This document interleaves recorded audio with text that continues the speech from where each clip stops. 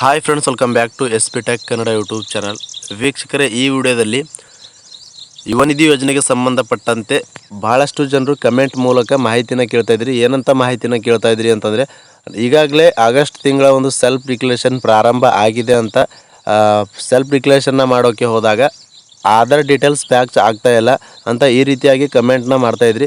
ಅದಕ್ಕೋಸ್ಕರ ಈ ವಿಡಿಯೋದಲ್ಲಿ ಯಾರ್ದೆಲ್ಲ ಈ ರೀತಿಯಾಗಿ ಒಂದು ಪ್ರಾಬ್ಲಮ್ನ ಬರ್ತಾ ಇದೆ, ಆಧಾರ್ ಡೀಟೇಲ್ಸ್ ಮ್ಯಾಚ್ ಆಗ್ತಾ ಇಲ್ಲ, ಆಧಾರ್ ಕಾರ್ಡ್ ನಂಬರ್ ಹಾಕಿ ಮತ್ತು ಒ ಟಿ ಪಿನ ಎಂಟರ್ ಮಾಡಿ ನಾವು ಸಬ್ಮಿಟ್ ಆಪ್ಷನ್ ಮೇಲೆ ಕ್ಲಿಕ್ ಮಾಡಿದ ನಂತರ ಆಧಾರ್ ಡೀಟೇಲ್ಸ್ ಟೋಟಲಾಗಿ ಫ್ಯಾಕ್ಚ್ ಆಗ್ತಾಯಿಲ್ಲ, ಯಾವ ಕಾರಣಕ್ಕಾಗಿ ಫ್ಯಾಕ್ಚ್ ಆಗ್ತಾಯಿಲ್ಲ ಅಂತ ಕಮೆಂಟ್ಗಳ ಮೂಲಕ ಮಾಹಿತಿನ ಕೇಳ್ತಾ ಇದ್ರಿ.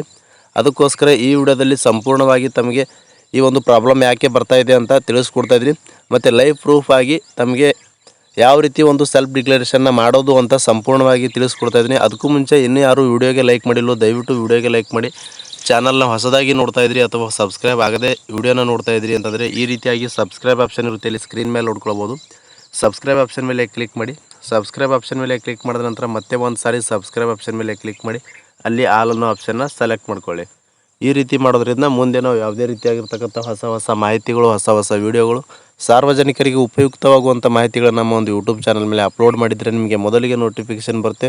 ನೋಟಿಫಿಕೇಷನ್ ಕ್ಲಿಕ್ ಮಾಡೋ ಮುಖಾಂತರವಾಗಿ ಹೊಸ ಮಾಹಿತಿಗಳನ್ನು ನೀವು ಮೊದಲು ಪಡೆದುಕೊಳ್ಬೋದು ಅಂತ ಹೇಳ್ತಾ, ಬನ್ನಿ ವೀಕ್ಷಕರೇ ವಿಡಿಯೋನ ಶುರು ಮಾಡೋಣ.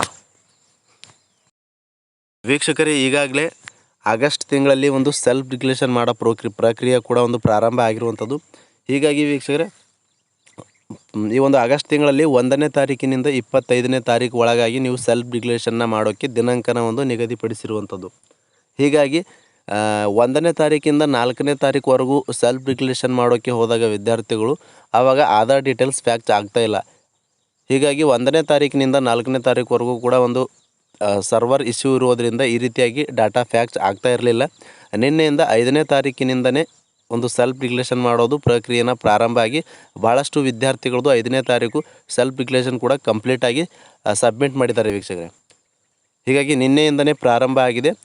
ಯಾರೆಲ್ಲ ಇನ್ನೂ ಕೂಡ ಒಂದು ಸೆಲ್ಫ್ ಡಿಕ್ಲರೇಷನ್ ಪ್ರಾಬ್ಲಮ್ ಬರ್ತಾ ಇದೆ ಅಂತ ಹೇಳ್ತಾ ಇದ್ರಿ, ದಯವಿಟ್ಟು ಇವಾಗ ನೀವು ಟ್ರೈ ಮಾಡಿ. ಖಂಡಿತವಾಗಿಯೂ ಸೆಲ್ಫ್ ಡಿಕ್ಲರೇಷನ್ನ ಅಪ್ಲೈ ಆಗುತ್ತೆ ಅಂತಕ್ಕಂಥ ಮಾಹಿತಿನ ತಿಳಿಸ್ಕೊಡ್ತಾ, ಯಾವ ರೀತಿ ಸೆಲ್ಫ್ ಡಿಕ್ಲರೇಷನ್ನ ಅಪ್ಲೈ ಮಾಡೋದು ಅಂತ ತಿಳಿಸ್ಕೊಡ್ತಾ ಇದ್ದೀನಿ. ಮೊದಲನೇದಾಗಿ ನಿಮ್ಮ ಒಂದು ಮೊಬೈಲ್ನಲ್ಲಿ ಗೂಗಲ್ ಕ್ರೋಮ್ ಅಥವಾ ಗೂಗಲ್ನ ಓಪನ್ ಮಾಡ್ಕೊಳ್ಳಿ. ಓಪನ್ ಮಾಡ್ಕೊಂಡ ನಂತರ ಮೊದಲನೇದಾಗಿ ಸೇವಾ ಸಿಂಧು ಅಂತ ಟೈಪ್ ಮಾಡಿ.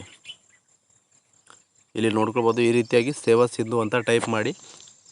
ಸೇವಾ ಸಿಂಧು ಅಂತ ಟೈಪ್ ಮಾಡಿದ ಮೇಲೆ ಈ ರೀತಿಯಾಗಿರ್ತಕ್ಕಂಥ ವೆಬ್ಸೈಟ್ ಮೇಲೆ ಕ್ಲಿಕ್ ಮಾಡಿ. ಇಲ್ಲಿ ನೋಡ್ಕೊಳ್ಬೋದು ಸೇವಾ ಸಿಂಧು ಅಂತ ಕಾಣ್ತಾ ಇರುವಂಥದ್ದು. ಸೇವಾ ಸಿಂಧು service.karnataka.gov ಇನ್ ಈ ಒಂದು ವೆಬ್ಸೈಟ್ ಮೇಲೆ ಕ್ಲಿಕ್ ಮಾಡಿ.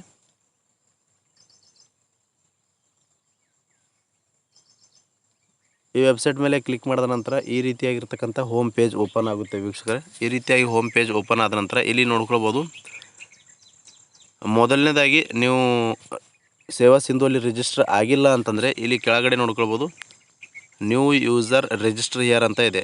ಈ ಒಂದು ಆಪ್ಷನ್ ಮೇಲೆ ಕ್ಲಿಕ್ ಮಾಡಿ. ಕ್ಲಿಕ್ ಮಾಡಿದ ಮೇಲೆ ನಿಮ್ಮ ಒಂದು ಆಧಾರ್ ಡೀಟೇಲ್ಸ್ ಮತ್ತು ಯೂಸರ್ ನೇಮ್ ಪಾಸ್ವರ್ಡ್ ಕ್ರಿಯೇಟ್ ಮಾಡಬೇಕಾಗುತ್ತೆ. ಕ್ರಿಯೇಟ್ ಮಾಡಿದಾದಮೇಲೆ ಇಲ್ಲಿ ನೀವು ಡೈರೆಕ್ಟಾಗಿ ಲಾಗಿನ್ ಆಗ್ಬೋದು.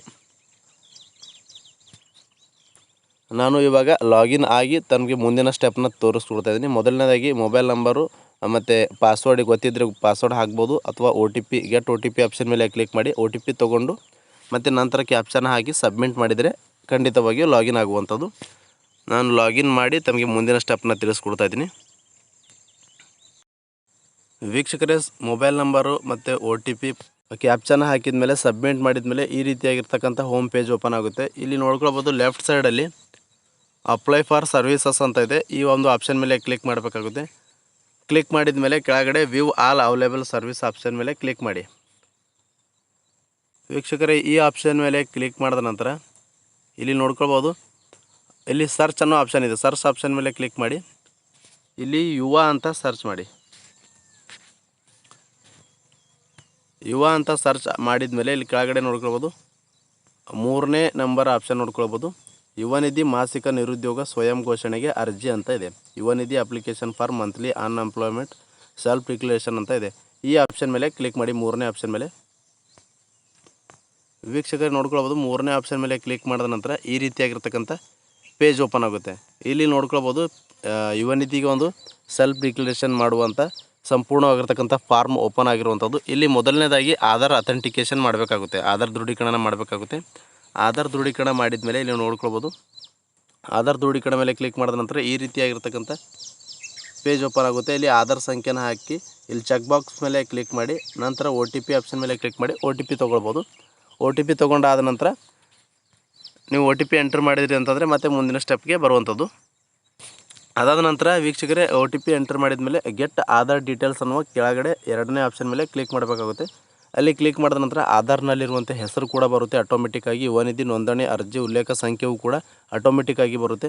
ಮತ್ತು ನೀವು ತಾತ್ಕಾಲಿಕ ಪದವಿ ಅಥವಾ ಡಿಪ್ಲೊಮಾ ಪ್ರಮಾಣಪತ್ರ ಏನು ನಿಮ್ಮದು ರಿಜಿಸ್ಟ್ರೇಷನ್ ನಂಬರ್ ಇರುತ್ತೆ, ಯಾವ ಡಿಗ್ರಿ ಮೇಲೆ ಹಾಕಿದರೆ ಮತ್ತು PG ಮೇಲೆ ಹಾಕಿದರೆ, ಗ್ರ್ಯಾಜುಯೇಷನ್ ಮತ್ತು ಪೋಸ್ಟ್ ಗ್ರ್ಯಾಜುಯೇಷನ್ ಎರಡರಲ್ಲಿ ಯಾವುದ್ರ ಮೇಲೆ ನೀವು ಯುವನಿಧಿ ಯೋಜನೆಗೆ ಅರ್ಜಿನ ಸಲ್ಲಿಸಿರ್ತೀರ ಆ ಒಂದು ರಿಜಿಸ್ಟ್ರೇಷನ್ ನಂಬರ್ ಕೂಡ ಬರುವಂಥದ್ದು. ನಂತರ ವೀಕ್ಷಕರೇ ನೋಡ್ಕೊಳ್ಬೋದು ಹಿಂದಿನ ತಿಂಗಳ ಸ್ವಯಂ ಘೋಷಣೆ ಅಂತ ಇದೆ. ಆಲ್ರೆಡಿ ಜೂನ್ ಜುಲೈ ತಿಂಗಳದು ರೈಟ್ ಮಾರ್ಕ್ ತೊಗೊಂಡಿದೆ. ಇವಾಗ ನೀವು ಮಾಡಬೇಕಾಗಿರುವಂಥದ್ದು ಆಗಸ್ಟ್ ತಿಂಗಳ ಒಂದು ಚೆಕ್ ಬಾಕ್ಸ್ ಏನಿದೆ ಆ ಒಂದು ಚೆಕ್ ಬಾಕ್ಸ್ ಮೇಲೆ ಕ್ಲಿಕ್ ಮಾಡಬೇಕಾಗುತ್ತೆ. ಕ್ಲಿಕ್ ಮಾಡಿದ ಮೇಲೆ ಇಲ್ಲಿ ಕೆಳಗಡೆ ಏನು ಸ್ವಯಂ ಘೋಷಣೆ ತಿಂಗಳು ಅಂತದೆ ಅದೇನು ಚೇಂಜ್ ಮಾಡುವ ಹಾಗಿಲ್ಲ. ಯಾಕಂತಂದರೆ ನೀವು ಸೆಲ್ಫ್ ಡಿಕ್ಲರೇಷನ್ ಮಾಡೋದೇ ಕೂಡ ಈ ಒಂದು ಆಗಸ್ಟ್ ತಿಂಗಳಲ್ಲೇ ಮಾಡಬೇಕಾಗಿರುವಂಥದ್ದು ಮತ್ತು ಮಾಡ್ತಾ ಇರುವಂಥದ್ದು. ಹೀಗಾಗಿ ಈ ಒಂದು ಆಪ್ಷನ್ನ ಏನು ಚೇಂಜ್ ಮಾಡುವಾಗಿಲ್ಲ. ಅದಾದ ನಂತರ ಇಲ್ಲಿ ಒಂದು ಸ್ವಯಂ ಘೋಷಣೆಗೆ ಒಪ್ಪಿಗೆ ಕೂಡ ಇರುವಂಥದ್ದು. ಈ ಒಪ್ಪಿಗೆನ ಸಂಪೂರ್ಣವಾಗಿ ಓದಿಕೊಂಡು ಇಲ್ಲಿ ಹೌದು ಅನ್ನೋ ಆಪ್ಷನ್ ಮೇಲೆ ಕ್ಲಿಕ್ ಮಾಡಬೇಕಾಗುತ್ತೆ. ಯುವನಿಧಿ ಮಾರ್ಗಸೂಚಿ ಅನ್ವಯ ಅರ್ಜಿ ಭರ್ತಿ ಮಾಡಿರುವ ಮಾಹಿತಿಯು ಸತ್ಯವಾಗಿರುತ್ತವೆ ಮತ್ತು ತಪ್ಪೆಂದು ಕಂಡು ಬಂದಲ್ಲಿ ನಾನು ಕಾನೂನಾತ್ಮಕ ಕ್ರಮಕ್ಕೆ ಬದ್ಧನಾಗಿದ್ದು ನನ್ನ ಅರ್ಜಿ ಮತ್ತು ಪ್ರಯೋಜನಗಳ ತಿರಸ್ಕಾರ ಮಾಡಬಹುದಾಗಿರುತ್ತದೆ ಅಂತ ಕೊಟ್ಟಿದ್ದಾರೆ. ಹೌದು ಅಂತ ಕ್ಲಿಕ್ ಮಾಡಿ. ಕ್ಲಿಕ್ ಮಾಡಿದ ಮೇಲೆ ಇಲ್ಲಿ ನೋಡ್ಕೊಳ್ಬೋದು ಕೆಳಗಡೆ ವರ್ಡ್ ವೆರಿಫಿಕೇಷನ್ ಇರುವಂಥದ್ದು. ವರ್ಡ್ ವೆರಿಫಿಕೇಷನ್ ಕಂಪ್ಲೀಟ್ ಮಾಡಿ ವೀಕ್ಷಕರೇ ಇಲ್ಲಿ ಸಬ್ಮಿಟ್ ಅನ್ನೋ ಆಪ್ಷನ್ ಮೇಲೆ ಕ್ಲಿಕ್ ಮಾಡಿದರೆ ಸಂಪೂರ್ಣವಾಗಿ ನಿಮ್ಮದು ಯುವನಿಧಿ ಯೋಜನೆಗೆ ಒಂದು ಆಗಸ್ಟ್ ತಿಂಗಳಲ್ಲಿ ಸೆಲ್ಫ್ ಡಿಕ್ಲರೇಷನ್ ಕಂಪ್ಲೀಟ್ ಆಗಿ ಸಲ್ಲಿಕೆ ಆಗುವಂಥದ್ದು. ಸಬ್ಮಿಟ್ ಆಪ್ಷನ್ ಮೇಲೆ ಕ್ಲಿಕ್ ಮಾಡಿದ ನಂತರ ಮತ್ತೆ ಒಂದು ಸಾರಿ ನಿಮಗೆ ಒಂದು ಪ್ರಿವ್ಯೂ ತೋರಿಸುತ್ತೆ. ಪ್ರಿವ್ಯೂ ಆದ ನಂತರ ಮತ್ತೆ ಒಂದು ಸಾರಿ ಅಂದರೆ ಸಬ್ಮಿಟ್ ಆಪ್ಷನ್ ಮೇಲೆ ಕ್ಲಿಕ್ ಮಾಡಿದ್ರೆ ಸಂಪೂರ್ಣವಾಗಿ ನಿಮ್ಮದು ಒಂದು ಸೆಲ್ಫ್ ಡಿಕ್ಲರೇಷನ್ ಏನಿದೆ ಅದು ಸಂಪೂರ್ಣವಾಗಿ ಸಲ್ಲಿಕೆ ಆಗುತ್ತೆ ಅಂತ. ಈ ರೀತಿಯಾಗಿ ನೀವು ಕೂಡ ಸಬ್ಮಿಟ್ ಮಾಡಬಹುದು. ನಿಮ್ಮ ಒಂದು ಮೊಬೈಲ್ ಮುಖಾಂತರನೇ ಸೆಲ್ಫ್ ಡಿಕ್ಲರೇಷನ್ನ ಸಬ್ಮಿಟ್ ಮಾಡ್ಬೋದು ಅಂತ ಹೇಳ್ತಾ, ಯಾರ್ದೆಲ್ಲ ಒಂದು ಆಧಾರ್ ಅಥೆಂಟಿಕೇಷನ್ ಪ್ರಾಬ್ಲಮ್ ಆಗ್ತಾಯಿತ್ತು, ಡೀಟೇಲ್ಸ್ ಫ್ಯಾಕ್ಚ್ ಆಗ್ತಾಯಿಲ್ಲ, ಇವಾಗ ಡೀಟೇಲ್ಸ್ ಫ್ಯಾಕ್ಚ್ ಆಗ್ತಾಯಿದೆ, ನೀವು ಕೂಡ ಸುಲಭವಾಗಿ ಸೆಲ್ಫ್ ಡಿಕ್ಲರೇಷನ್ನ ಮಾಡ್ಕೊಳ್ಳಿ ಅಂತ. ಈ ಮಾಹಿತಿ ತಮಗೆ ಉಪಯುಕ್ತ ಅನಿಸಿತ್ತು ಅಂತಂದರೆ ದಯವಿಟ್ಟು ನಮ್ಮ ಒಂದು ವಿಡಿಯೋಗೆ ಲೈಕ್ ಮಾಡಿ. ಚಾನಲ್ನ ಹೊಸದಾಗಿ ನೋಡ್ತಾ ಇದ್ರಿ ಅಥವಾ ಸಬ್ಸ್ಕ್ರೈಬ್ ಆಗದೇ ವಿಡಿಯೋನ ನೋಡಿದ್ರಿ ಅಂತಂದರೆ ದಯವಿಟ್ಟು ಸಬ್ಸ್ಕ್ರೈಬ್ ಮಾಡಿ ಅಂತ ಹೇಳ್ತಾ, ಈ ಮಾಹಿತಿ ನಿಮ್ಮ ಒಂದು ಫ್ರೆಂಡ್ಸ್ ಜೊತೆಗೆ ಶೇರ್ ಮಾಡಿ ಅಂತ ಹೇಳ್ತಾ, ಫ್ರಮ್ ಬಿಗಿನಿಂಗಿಂದ ಎಂಡ್ವರೆಗೂ ವಿಡಿಯೋ ನೋಡಿದ್ದಕ್ಕಾಗಿ ತಮ್ಮೆಲ್ಲರಿಗೂ ಹೃದಯಪೂರ್ವಕ ಧನ್ಯವಾದಗಳು ಸ್ನೇಹಿತರೆ. ಮತ್ತೆ ಇದೇ ರೀತಿಯಾಗಿರ್ತಕ್ಕಂಥ ಮಾಹಿತಿಯೊಂದಿಗೆ ಭೇಟಿ ಆಗ್ತಿರೋಣ. ಅಲ್ಲಿವರೆಗೂ ನಮಸ್ಕಾರ.